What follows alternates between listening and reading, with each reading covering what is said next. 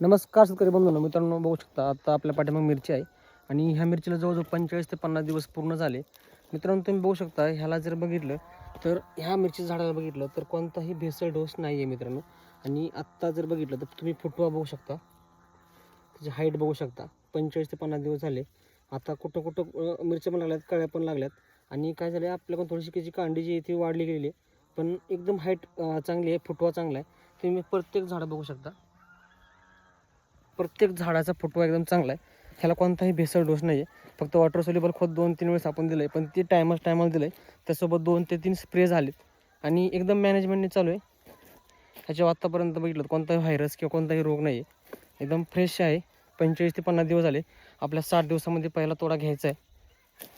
तुम्ही बघू शकता हा आपला 3000 झाड आहेत मिरचीचे आणि आपल्याला 60 दिवसामध्ये पहिला तोडा कोणत्याही परिस्थितीत घ्यायचा आहे, कारण ह्याला भेसळ डोस नाही आहे. तर कठीण आहे खूप, पण ट्राय करायला काही हरकत नाही आहे. बघूया पहिला तोडा आपल्याला किती निघतोय आणि तो कसा निघतोय.